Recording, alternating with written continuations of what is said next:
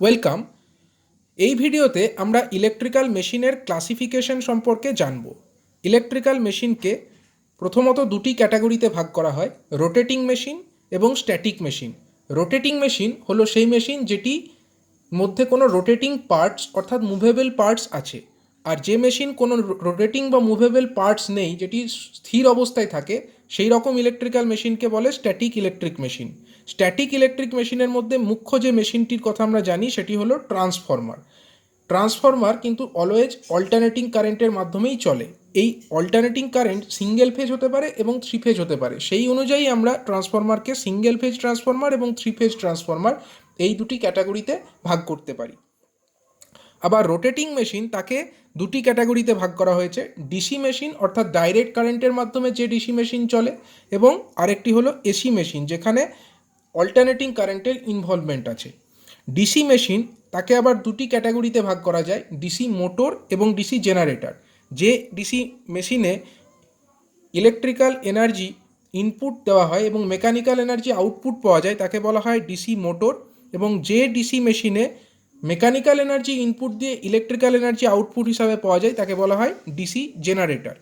আর AC machine অর্থাৎ যে machine alternating কারেন্টের মাধ্যমে চলে তাকে দুটি ক্যাটাগরিতে ভাগ করা যায়, একটি হলো সিঙ্ক্রোনাস মেশিন আর একটি হলো অ্যাসিঙ্ক্রোনাস মেশিন। সিঙ্ক্রোনাস মেশিনের বৈশিষ্ট্য এটি একটি সুনির্দিষ্ট স্পিড অর্থাৎ গতিবেগে ঘোরে, কিন্তু অ্যাসিঙ্ক্রোনাস মেশিন কোনো সুনির্দিষ্ট গতিবেগে ঘোরে না, তাই একে অ্যাসিঙ্ক্রোনাস মেশিন বলা হচ্ছে। সিঙ্ক্রোনাস মেশিন তাকে আবার তিনটি ক্যাটাগরিতে ভাগ করা হয়, অল্টারনেটর, সিঙ্ক্রোনাস মোটর এবং সিঙ্ক্রোনাস কম্পেনসেটর। অল্টারনেটর অর্থাৎ সিঙ্ক্রোনাস জেনারেটর। জেনারেটর অর্থাৎ এখানে আমরা মেকানিক্যাল এনার্জি ইনপুট দিই এবং ইলেকট্রিক্যাল এনার্জি আউটপুট হিসাবে পাই। সিঙ্ক্রোনাস মোটর এটি হলো এক ধরনের মোটর, এখানে ইলেকট্রিক্যাল এনার্জি ইনপুট দিয়ে মেকানিক্যাল এনার্জি আউটপুট হিসাবে পাওয়া যায়।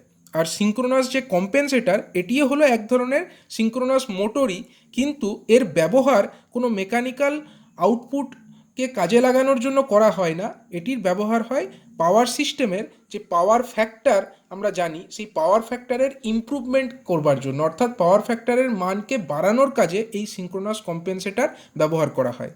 আর অ্যাসিঙ্ক্রোনাস যে মেশিন, সেই অ্যাসিঙ্ক্রোনাস মেশিনকে আবার দুটি ক্যাটাগরিতে ভাগ করা হয়, একটি হলো ইন্ডাকশন মোটর আর একটি হলো ইন্ডাকশন জেনারেটর। ইন্ডাকশন মোটর হচ্ছে যেখানে আমরা ইলেকট্রিক্যাল এনার্জি ইনপুট দিয়ে মেকানিক্যাল এনার্জি আউটপুট হিসাবে পাই, তাকেও আবার দুভাগে ভাগ করা হয়, আইদার এটা হতে পারে সিঙ্গেল ফেজ আর অথবা এটা হতে পারে থ্রি ফেজ, অর্থাৎ অল্টারনেটিং কারেন্টের মাধ্যমে এই ইন্ডাকশন মোটর চলে, এটা সিঙ্গেল ফেজ অল্টারনেটিং কারেন্টের মাধ্যমেও চলতে পারে অথবা থ্রি ফেজ অল্টারনেটিং কারেন্টের মাধ্যমেও চলতে পারে। আর ইন্ডাকশন যে জেনারেটর, যেখানে আমরা মেকানিক্যাল এনার্জি ইনপুট দিয়ে ইলেকট্রিক্যাল এনার্জি আউটপুট হিসাবে পাই, এবং সেটিও সিঙ্গেল ফেজ এবং থ্রি ফেজ এই দু ধরনেরই হতে পারে। এরপরে আমরা সামান্য বেসিক আইডিয়া বেসিক আইডিয়া করতে চাইব কিছু ইলেকট্রিক্যাল মেশিনের ব্যাপারে। প্রথমে আসছি ইলেকট্রিক্যাল মোটর। ইলেকট্রিক্যাল মোটর বলতে আমরা কাকে বোঝাই? যেখানে আমরা ইলেকট্রিক্যাল এনার্জি ইনপুট দিই এবং মেকানিক্যাল এনার্জি আউটপুট হিসাবে পাই। তো এখানে একটি বেসিক মোটরের ইলেকট্রিক মোটরের ডায়াগ্রাম দেখানো হয়েছে, এবং এখানে যে সাপ্লাই, সেই সাপ্লাইটা দেওয়া হয়েছে ডাইরেক্ট কারেন্ট। দেখো এখানে একটি ব্যাটারির মাধ্যমে সাপ্লাই দেওয়া হয়েছে, এই ব্যাটারি অর্থাৎ ডাইরেক্ট কারেন্ট। তো এখানে যে ছবিটি দেখতে পাচ্ছ, এখানে একটি রেক্ট্যাঙ্গুলার কয়েল আছে। দেখো, in electric motor as shown in figure consists of a rectangular coil ABCD of insulated copper wire. এই যে কয়েল ABCD, এটি হচ্ছে ইনসুলেটেড কপার ওয়্যারের একটি কয়েল।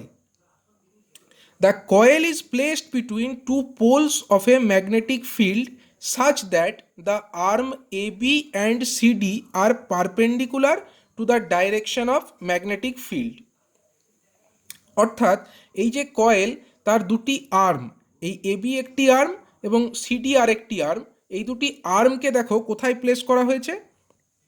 এটাকে দুটি ম্যাগনেটের পোল অর্থাৎ নর্থ পোল এবং সাউথ পোল, তার মধ্যে প্লেস করা হয়েছে। এবং আমরা জানি একটি ম্যাগনেটের নর্থ এবং সাউথ পোল যদি থাকে তাহলে ম্যাগনেটের বাইরে যেহেতু, তার জন্য ম্যাগনেটিক যে লাইনস অফ ফোর্স সেগুলি নর্থ পোল থেকে সাউথ পোলের দিকে ডাইরেক্টেড হবে। এবং এক্ষেত্রে লক্ষ্য করো যে কয়েলটির যে ওরিয়েন্টেশন বা ডাইরেকশন সেটা কিন্তু এই ম্যাগনেটিক যে লাইনস অফ ফোর্স তার সঙ্গে কিন্তু পারপেন্ডিকুলার আছে। এবার দেখো, the two ends of the coil is connected to two halves P and Q of a split ring.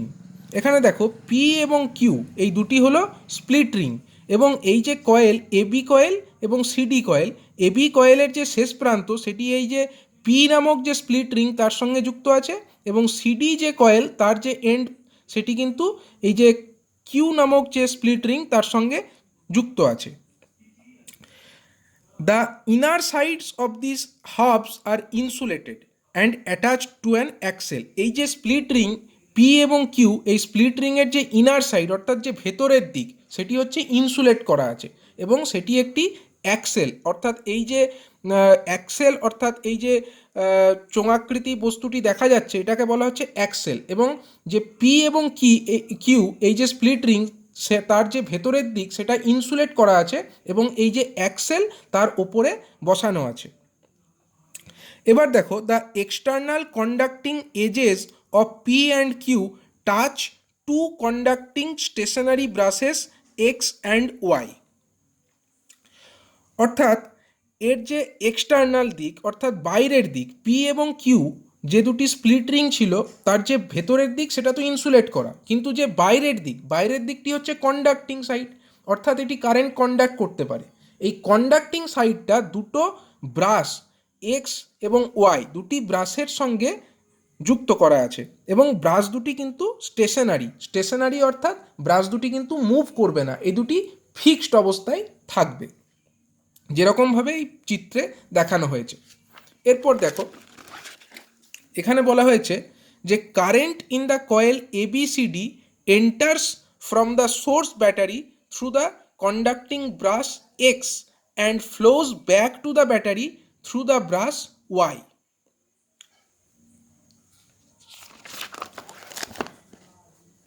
এখানে দেখো যে ব্যাটারিটি যুক্ত করা হয়েছে, ব্যাটারির মাধ্যমে ভোল্টেজ পজিটিভ সাইড কোন দিকে আছে, এই দিকটায় পজিটিভ সাইড, সুতরাং কারেন্ট অবশ্যই এই দিক থেকে এই দিকে ফ্লো করবে।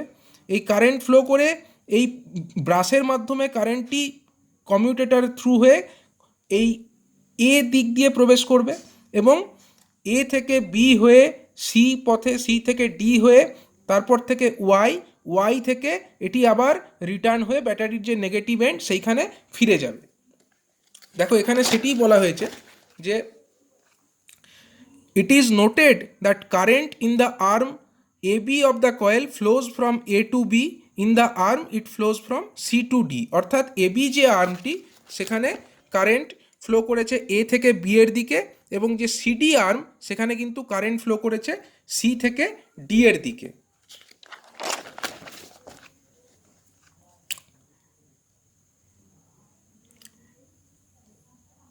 On applying Fleming's left-hand rule for the direction of force on the current-carrying conductor in the magnetic field, we find that the force acting on the arm AB pushes it downwards, while the force acting on the arm CD pushes it upwards.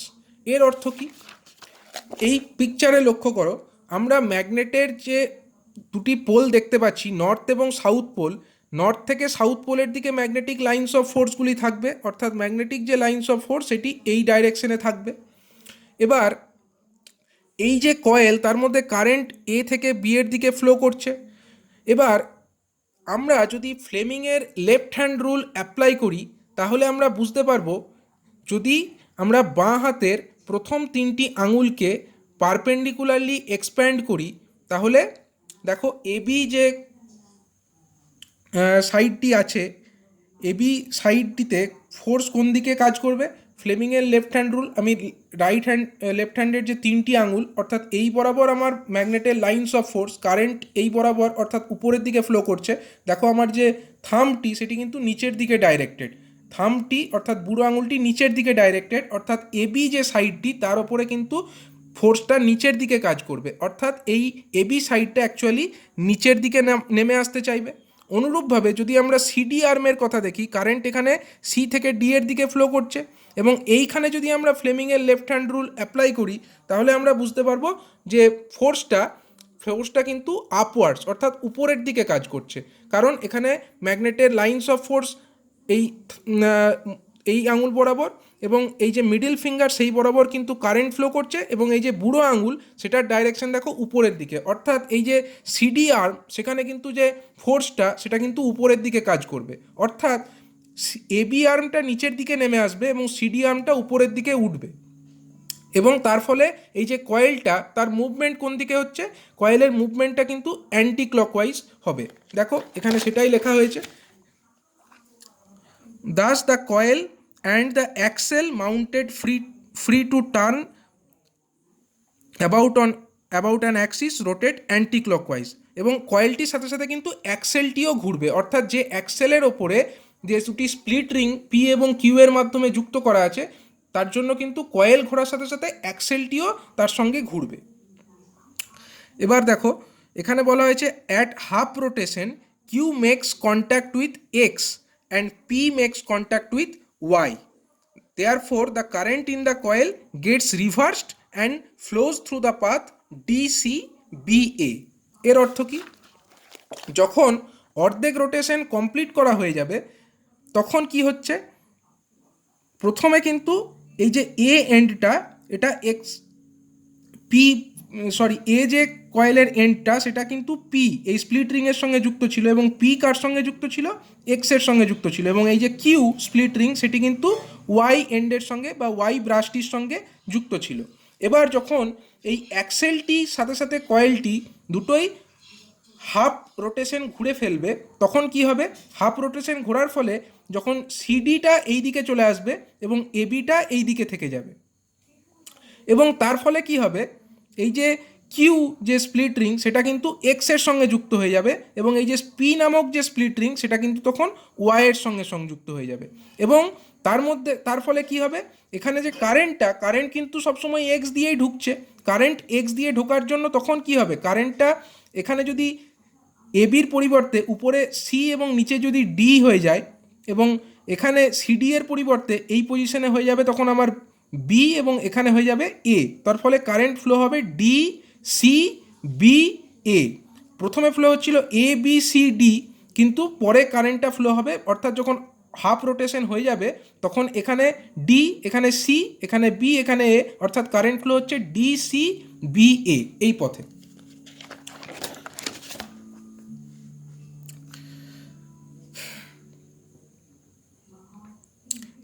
তারপরে দেখো a device that reverses the direction of flow of current through a circuit is called a commutator.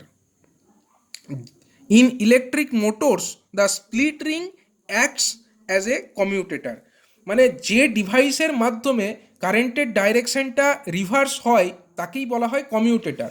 তো এই যে আমার device, এই যে electric মোটরের ছবি এখানে দেখানো হয়েছে, এখানে যে কারেন্টের ডাইরেকশনটি পরিবর্তিত হলো সেটি কিসের মাধ্যমে হলো, সেটি অ্যাকচুয়ালি এই যে পি এবং কিউ এই যে দুটি স্প্লিট রিং এদের মাধ্যমেই সংগঠিত হলো। সুতরাং এক্ষেত্রে পি এবং কিউ এই যে দুটি স্প্লিট রিং এরা কিন্তু কমিউটেটর হিসাবে কাজ করছে। এরপরে দেখো the reversal of current also reverses the direction of force acting on the two arms AB and CD. Thus the arm AB of the coil which was pushed downwards is now pushed upwards, and the arm CD previously pushed upwards is now pushed downwards. এর অর্থ কি, কারেন্টের ডাইরেকশনটি যখন পরিবর্তিত হয়ে যাচ্ছে তখন আমার এই পজিশনে চলে আসছে ডি, এখানে সি, এবং কারেন্ট ডি থেকে সি এর দিকে ফ্লো করছে। ডি থেকে সি এর দিকে কারেন্ট যদি ফ্লো করে তাহলে ফোর্স এর ওপরে কোন দিকে কাজ করবে, ফোর্স নিচের দিকে কাজ করবে, অর্থাৎ যে সিডি যে কয়েলটার সাইড সেই কয়েল সাইড সিডির ওপরে ফোর্স নিচের দিকে কাজ করবে। এতক্ষণ পর্যন্ত সিডি কয়েল সাইডটা কিন্তু উপরের দিকে ফোর্স কাজ করছিল, তার জন্য এটা আধ পাক ঘুরে এখানে চলে এসছে।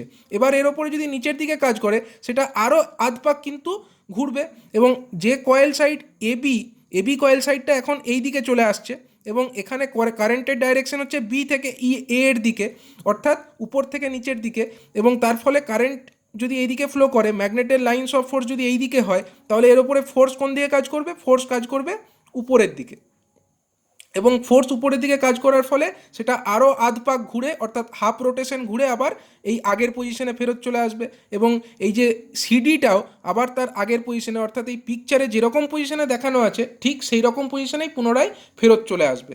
তার মানে কি, যে ডাইরেকশন অফ রোটেশন সেটা কিন্তু সেই অ্যান্টি ক্লকওয়াইজই থাকলো, ডাইরেকশন অফ রোটেশনের কিন্তু কোনো পরিবর্তন ঘটলো না, এবং এইভাবে continuous movement of the coil কিন্তু চলতেই থাকবে। এখানে দেখো, therefore the coil and the axle rotate half a turn more, মানে আবার আধ পাক ঘুরে যাবে in the same direction. The reversing of current is repeated at each half rotation, giving rotation of the coil and the axle. মানে এই যে reversal of direction of কারেন্টের ডাইরেকশন প্রথমে ABCD ছিল, পরে হয়ে গেল DCBA, অর্থাৎ কারেন্টের ডাইরেকশন তো রিভার্স হলোই, এবং এই যে reversal of the current direction, এটা কিন্তু প্রত্যেক হাফ রোটেশনের পরেই হতে থাকবে। এইভাবেই কিন্তু একটা ইলেকট্রিক মোটর ডিসি সিস্টেমে ফাংশন করে। এটাই হলো বেসিক ওয়ার্কিং প্রিন্সিপাল। এই পরবর্তী ভিডিওতে আমি ইলেকট্রিক্যাল জেনারেটরের ওয়ার্কিং প্রিন্সিপাল সম্পর্কে বলবো।